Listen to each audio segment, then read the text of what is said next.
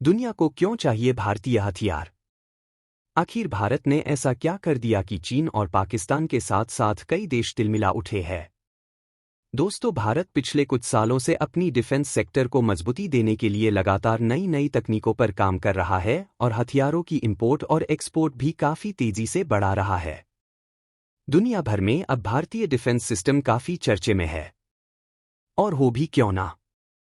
दोस्तों, माननीय मोदी जी के निगरानी में पिछले कुछ ही सालों में मेक इन इंडिया के तहत DRDO और इसरो ने काफी बड़ी बड़ी कारनामे कर दिखाए हैं, जिससे हमारा सीना गर्व से चौड़ा हो जाता है। दोस्तों, आज हमारे डिफेंस सिस्टम के कुछ खास और बेहद खूंखार हथियारों के बारे में चर्चा करेंगे, पर उससे पहले हमारे भारतीय जवानों के लिए कमेंट में जय हिंद जय भारत जरूर लिखें। दोस्तों, भारत का रक्षा निर्यात इस साल 21,000 करोड़ रुपए को पार कर गया है, जो एक दशक में 30 गुना बढ़ा है।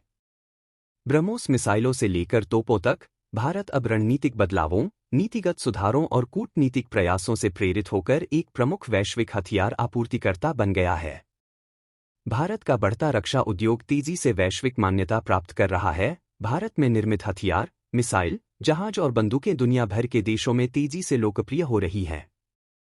ब्रह्मोस मिसाइल, आर्मीनिया के लिए तोपें और संयुक्त राज्य अमेरिका के लिए सटीक पुर्जे भारत के बढ़ते रक्षा निर्यात के कुछ उदाहरण हैं।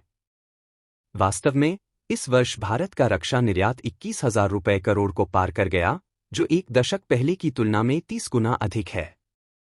यह उस देश के लिए एक महत्वपूर्ण परिवर्तन है जो हाल ही तक मुख्य रूप से महंगे विदेशी हथियारों के आयात के लिए जाना जाता था। परंपरागत रूप से भारत का रक्षा उद्योग वैश्विक मंच पर एक प्रमुख खिलाड़ी नहीं था। 1947 में स्वतंत्रता प्राप्त करने के बाद भारत सरकार ने रक्षा क्षेत्र पर नियंत्रण कर लिया और हिंदुस्तान एरोनॉटिक्स लिमिटेड, हाल भारत इलेक्ट्रिकल्स लिमिटेड, बेल और मझगांव डॉक्स जैसी सार्वजनिक क्षेत्र की कंपनियों की स्थापना की। इन कंपनियों ने बुनियादी रक्षा उपकरण बनाने पर ध्यान केंद्रित किया, जबकि प्रमुख प्रणालियां विदेशों से खरीदी गईं। भारत का रक्षा निर्यात 1959 में शुरू हुआ, लेकिन दशकों तक वे छोटे पैमाने पर ही रहे और कुछ मित्र देशों को पुरानी तकनीक बेचते रहे। 2001 में जब भारत ने निजी कंपनियों को रक्षा उपकरण बनाने की अनुमति दी, तब परिदृश्य में बदलाव आना शुरू हुआ। हालांकि देश की प्रतिबंधात्मक निर्यात नीतियों के कारण प्रगति धीमी रही। 2004 से 2014 के बीच भारत का रक्षा निर्यात केवल 4,312 रुपए करोड़ था। लेकिन 2014 से 15 से पिछले साल तक यह आंकड़ा 88,319 करोड़ तक पहुंच गया, जिसके साथ भारत अब दुनिया भर के लगभग 90 देशों को निर्यात कर रहा है। दोस्तों, हथियारों के बारे में बात की जाए तो ब्रह्मोस 2 हाइपरसोनिक मिसाइल काफी चर्चे में है। ब्रह्मोस 2 हाइपरसोनिक मिसाइल यह एक ऐसा नाम है जिसे सुनते ही भारत के दुश्मन डर से थर्रा उठते हैं। जी हां दोस्तों, रूसी जिरकॉन की तूफानी रफ्तार से लैस भारत की यह मिसाइल ब्रह्मोस 2 दुनिया में सबसे शक्तिशाली और घातक है। यह चीन या पाकिस्तान के किसी भी कोने में मारकर पलक झपकते ही उसकी धज्जियां उड़ा सकती है। ब्रह्मोस एक सार्वभौमिक लंबी दूरी की सुपरसोनिक क्रूज मिसाइल प्रणाली है, जिसे जमीन, समुद्र और हवा से लॉन्च किया जा सकता है। ब्रह्मोस को DRDO, भारत और NPOM, रूस द्वारा संयुक्त रूप से विकसित किया गया है। ब्रह्मोस 2 नाम की इस मिसाइल को बनाने में दुनिया की सबसे तेज गति से चलने वाली मिसाइल जिरकॉन की तकनीक का इस्तेमाल किया जाएगा। जिरकॉन दुनिया की सबसे तेज गति से चलने वाली हाइपरसोनिक मिसाइल है। जिरकॉन मिसाइल की गति 11,000 किलोमीटर प्रति घंटा है और रेंज 1,000 किलोमीटर तक की है। जिरकॉन को पनडुब्बी, युद्धपोत और जमीन पर मौजूद लॉन्च प्लेटफॉर्म से फायर किया जा सकता है।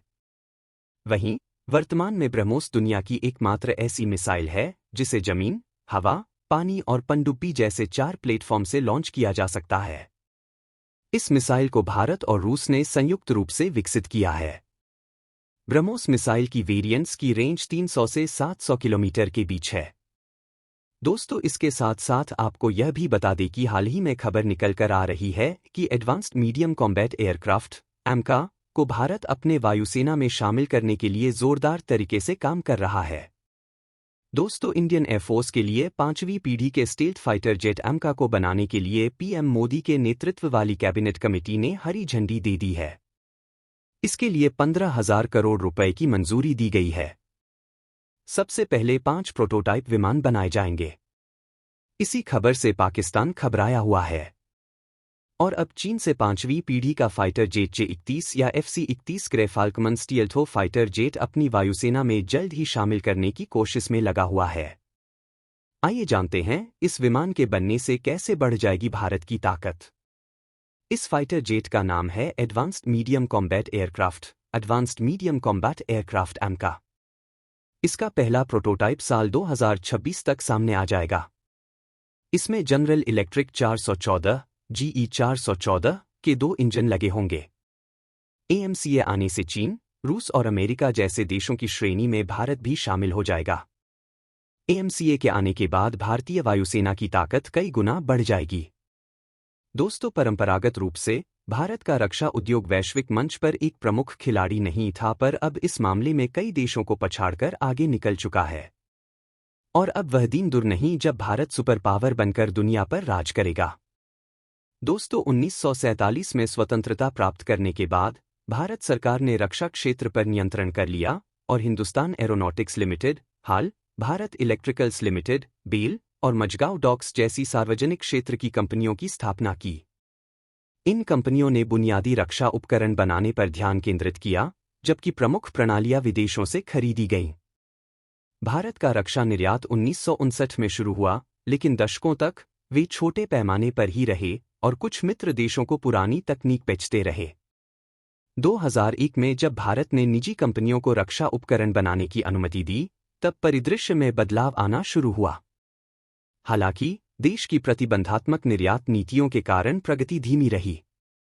2004 से 2014 के बीच भारत का रक्षा निर्यात केवल 4,312 रुपये करोड़ था।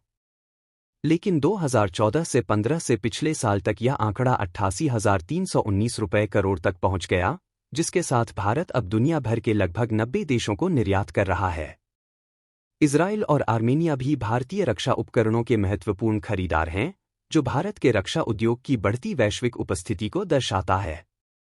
दिलचस्प बात यह है कि निजी क्षेत्र की कंपनियां, जो लगभग 20 साल पहले ही उभरी हैं, भारत की विदेशी बिक्री का 60% हिस्सा हैं। टाटा, कल्याणी, महिंद्रा और इंडो MIM जैसी कंपनियां, मुनिशन इंडिया और HL जैसी सरकारी संस्थाओं के साथ मिलकर इस मामले में अग्रणी हैं। तो दोस्तों, आज के लिए बस इतना ही। हम आपके लिए और भी रोचक वीडियो लाते रहेंगे। वीडियो अच्छा लगा हो तो लाइक और चैनल को सब्सक्राइब जरूर कर दीजिएगा, इससे हमारी काफ़ी मदद हो जाएगी। जय हिंद, जय भारत।